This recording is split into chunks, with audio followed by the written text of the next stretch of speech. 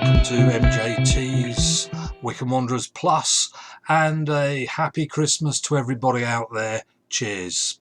Roasted nuts, very nice. Now, where to start with that? The same place as every other game that Wycombe seemed to play pretty well, and that is to say they had two reasonable chances and scored 2 goals. Wycombe had one half chance, and yes, we scored that goal. 2-1. On the football pitch, we look reasonably well. We look pretty good, but it is that, isn't it? It really does boil down to that. And are we good enough to stay in this league? Well, they always say by Christmas you really find out.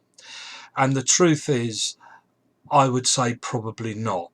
We're missing just one little bit. We are just one tiny behind. We're 1 goal behind in every game. We're not getting thrashed like we did at the beginning 5-0, but we aren't quite pulling it off. This means that we will probably go back down into Division 1, but we will go down a much better team than that came up.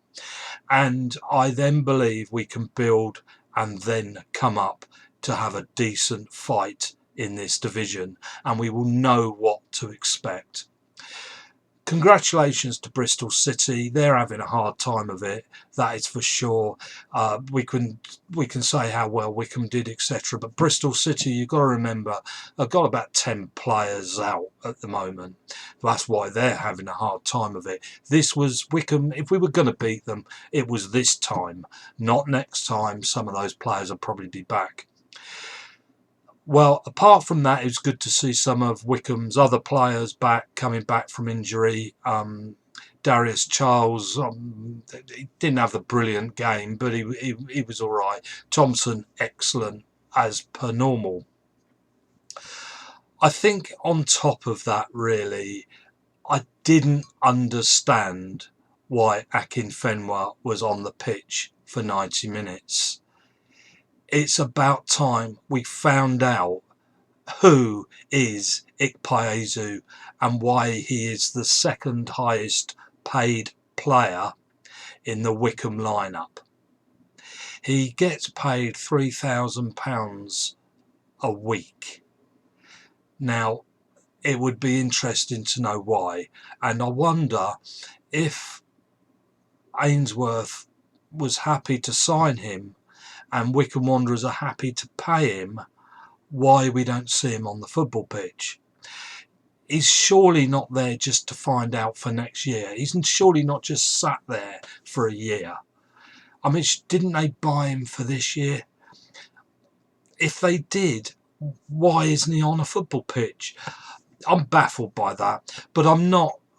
Of course, during the game I get a bit, oh, blow it, Wycombe, come on, and I do get a bit down about it, like any supporter does. But in all fairness, when you look across that pitch, you see our problems, and our main problem isn't just the way we score or let goals in. I know that's what football is, letting goals in and scoring goals. But you see the weakness, it actually is in that midfield. Because if you look at the lineup in the midfield, it's all great attacking players, but they're all very similar. What we lack are a sort of a headstrong midfield that can control a game. We tend to miss that bit of the field out and put the ball over the top into the attacking lineup, which actually is the midfield for Wycombe. There is a line missing. And of course, you would also say a goal scorer missing, because we have all those players that are very similar up there, but we have the goal scorer missing as well. Isn't that what Ikpeazu was bought for? We live in hope that maybe he'll play next time. We'll see. Anyway, thank you. Well done, Bristol City, and happy Christmas to everybody out there. We are still here in the Championship. We haven't quite lost touch yet with all the teams above us. You never know. Thanks.